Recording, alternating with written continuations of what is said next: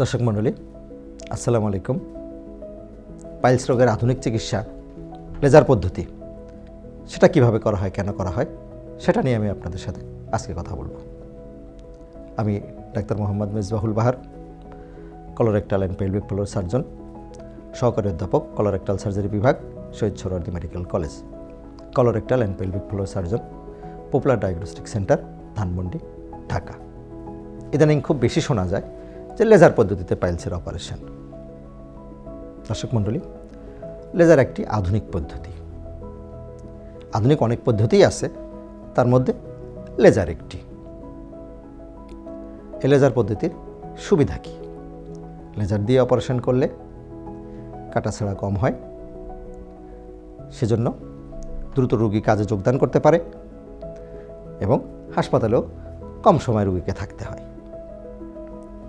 দর্শক মণ্ডলী, কিন্তু লেজার অপারেশন করার আগে কিছু জিনিস অবশ্যই আপনাকে বিবেচনায় আনতে হবে। এক নম্বর হলো, আপনি লেজার করাইতে চাইলে একজন অভিজ্ঞ কলোরেক্টাল সার্জনকে দিয়ে করাতে হবে, যিনি এই বিষয়ে যথেষ্ট অভিজ্ঞ এবং দীর্ঘদিন যাবৎ যিনি লেজার অপারেশন করছেন।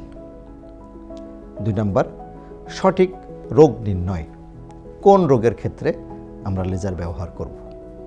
যেমন পাইলস এবং অ্যানাল ফিশারের ক্ষেত্রে লেজারের সুফলটা ভালো, কিন্তু ফিস্টুলা রোগ যেটা, সেক্ষেত্রে যদি কেউ লেজার ব্যবহার করে সেটা রেজাল্ট কিন্তু ভালো নয়। আবার পাইলসের ক্ষেত্রে যে আমরা লেজার ব্যবহার করব, সেক্ষেত্রে পাইলসের কোন গ্রেডে আমরা লেজার ব্যবহার করছি তার উপরে কিন্তু লেজারের সফলতাটা নির্ভর করে। যেমন যদি গ্রেড 3 এবং গ্রেড 4 পাইলসের ক্ষেত্রে কেউ যদি লেজার ব্যবহার করে, তাহলে কিন্তু সুফলটা ভালো আসবে না। কারণ লেজার, একমাত্র লেজারটা যে পাইলস রোগটা গ্রেড 2 এবং যেটা ওষুধে ভালো হচ্ছে না, সেক্ষেত্রে কিন্তু লেজারের কিছু সফলতা আছে, কিন্তু গ্রেড 3 এবং গ্রেড 4 সফলতার হার কিন্তু কম। আবার লেজার যিনি ব্যবহার করবেন, কি মাত্রায় লেজার ব্যবহার করছেন, সেটার উপরেও কিন্তু লেজারের সফলতা নির্ভর করে। যেমন অতিমাত্রায় লেজার ব্যবহার করলে সুফলের চেয়ে কুফল কিন্তু বেশি। সেজন্য লেজার ব্যবহার করার আগে অবশ্যই এই জিনিসগুলা বিবেচনায় আনতে হবে। দর্শক মণ্ডলী, লেজারের যেমন সুফল আছে, লেজারের কিন্তু সাইড ইফেক্টও আছে, কিছু জটিলতাও আছে, যেগুলো আমি একটু আগেই বললাম।